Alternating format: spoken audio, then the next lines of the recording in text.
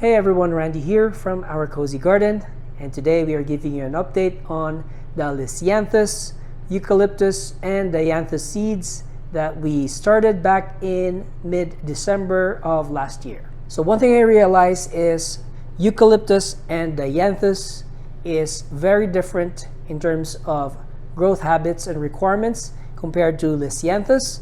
So I might make a separate video just dealing with Eucalyptus and then another one with Dianthus. But for now, we are giving you an update on the 3 seedlings that we started back in December.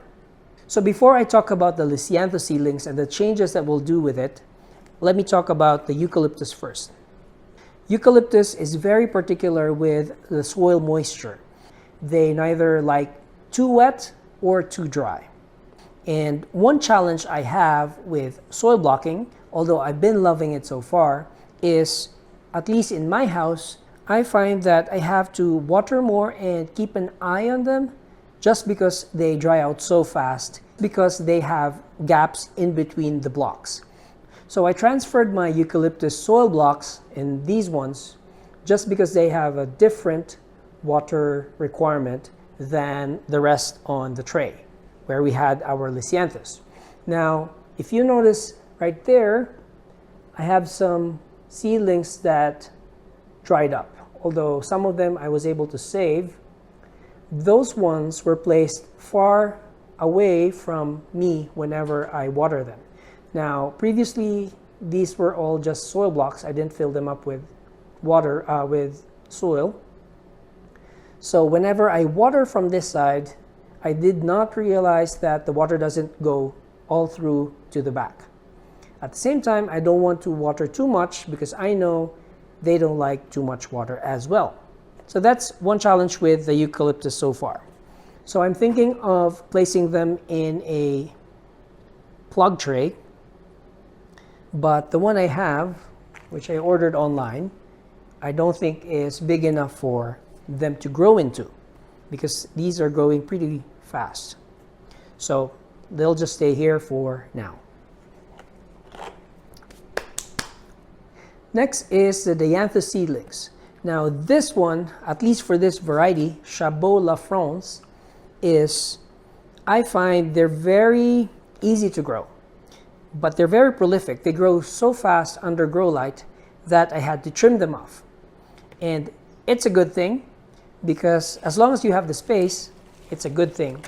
Because the ones I trimmed off, if you look at that, those are Dianthus trimmings. And they've survived for a few weeks now. These were the original ones. So you do this with seedlings like this Dianthus so that they don't grow too leggy, especially when they're grown indoors, and they produce side growth. So you'll notice that a lot of them have smaller growth on the sides. Many of the ones that you see are actually side growths, and they become bushier that way. So come transplanting, you'll have a bushier Dianthus seedling, which can produce more flowers for you. Okay, so with the Dianthus and Eucalyptus out of the way, I will be dealing with them after this. This is how our Lisianthus seedlings look like after 10 weeks under grow lights. That one, and here's the rest. So what happened was some of the Lisianthus, even within the same variety, grew really fast while the other grew really slow. After roughly 6 weeks, I decided I had to fertilize, although by then I already had true leaves for most of them. I went ahead and fertilized with, where was that? Neptune's Harvest. So it's one of the best rated organic fertilizer in Amazon, but it can get really pricey. But I thought, since I've already started my seedlings and I'm already invested in this, just do get the right ones for you.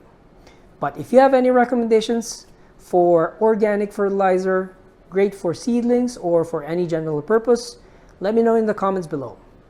For the soil blocks where the seed did not survive or sprout at all, I went ahead and used up all the remaining Lisianthus seeds that I had. They were pelleted seeds, so they usually don't last as long as the non-pelleted ones. But even after that, I still have some pelleted seeds left. So I went ahead and planted them along with the ones where the seedlings have been growing happily. But the problem with that, I realize now, is the ones I planted late or successively within the same soil block will have a hard time growing because of the existing ones that are already there. This is just an example. As you can see, I have two big ones and then one smaller Lisianthus in the middle. Now the problem with that is this smaller one will have a hard time competing for nutrients from the other two, and at some point the bigger one will cover the small one with their leaves. That means they probably won't survive. So now I'll go ahead and break them apart. So that's the reason I bought this 72 cell plug tray. I will be transplanting our Lisianthus seedlings into this by variety and by size. That way I can move them around within my grow light setup. I can also fertilize depending on what I see fits for the size and the growth that they have. So that's my task for today, and I'm also getting rid of the ones where no seedlings survive. And that's just how it is with growing seedlings. Especially when growing seedlings under grow lights, you'd want to maximize the space that you have, because every square inch under your grow lights is a premium space. You're paying for the electricity to turn the light on. You invested for the shelf and whatever stuff you have in there. So you need to make sure you're maximizing that by taking out unproductive soil blocks or plug cells. So let's do that. Let's replant our Lisianthus seedlings. I also have in here some dirt. But before I use this, I am amending it with, again, my crushed eggshells. By the way, I realize sphagnum peat moss is acidic, and that's probably why a lot of the Lisianthus seeds grew really slowly the first few weeks compared to the ones with crushed eggshells. The crushed eggshells acted as a pH buffer, because this one can help improve your soil alkalinity, and it balanced out the sphagnum peat moss acidity. And I also have perlite. Now, I know I should be using mask and dealing with perlite because it can get really dusty. This will help with your growing medium drainage. Okay, that's our additional growing medium. I'm just cleaning this off, removing any sticks in there. By the way, this is a sphagnum peat moss mixed with some garden soil and some organic matter from my mother-in-law's garden from last year.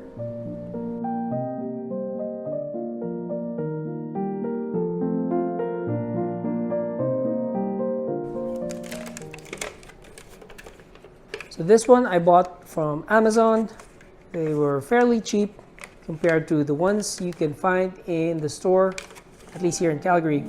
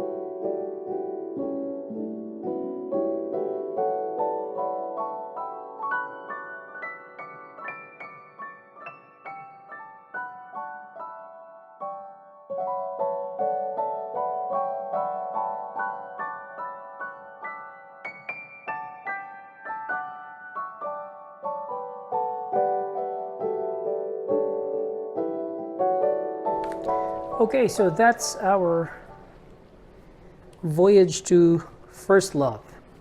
Now, one thing I realized when doing this was the 72 cell plug tray is a bit too small for the ones that have grown really big, and honestly I had to break some of the roots off the big ones just to have them fit in here. I have in here, okay, so 1, 2, 3, I've got 6, 12, 13, and I just mist them lightly with water, clean up the leaves a bit. And then again, some vermiculite, just to minimize the algae growth.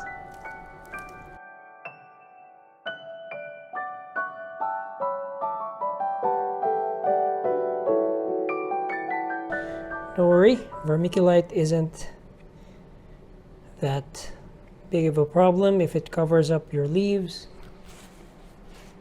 Plants are going to be just fine, although I can always spray it off the leaves.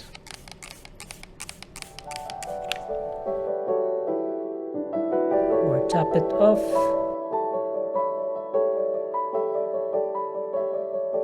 There you go. Replanted Lisianthus, voyage to first love.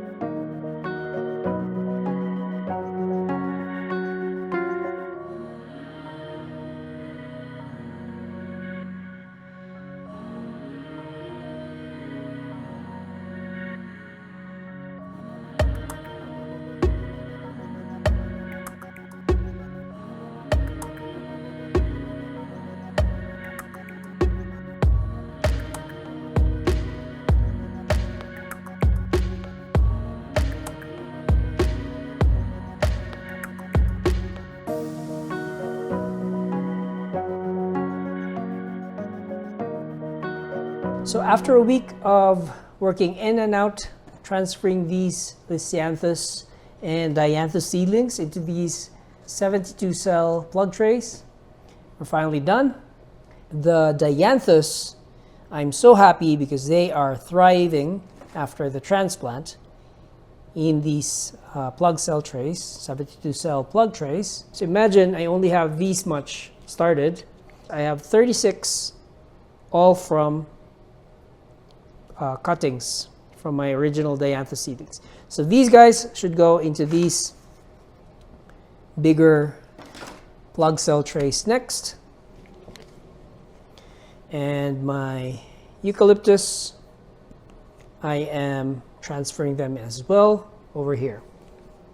So they'll be happier. They have their own space, not too cramped in there. If you notice, I'm also using some spots in here. These are kitchen scrap green onions. Whenever I do the cooking, I take away the roots, set them aside, put them in water while waiting, and once I'm ready, I just put them in there. And soon I'll have green onions I can use for cooking. So just to summarize, I have a mixed size Lisianthus seedlings. Some are, 2.5 to 3 inches tall, while some are itty-bitty tiny ones. And I'm very happy considering this is our first time growing them, starting them in soil blocks. You learn so much as you go along. The thing that makes me really happy is looking forward to these guys hardened off outside and then giving us flowers for this year's growing season. And that's it. That's our update for our Lisianthus seedlings. It is the second weekend of March. And if you want to know future updates, we would love it if you subscribe to our channel, Our Cozy Garden. Click that subscribe button. Or if you would like this video, click that thumbs up. We would really appreciate it. Thanks so much for your time. Once again, my name is Randy. And until next update, hope you have a wonderful day.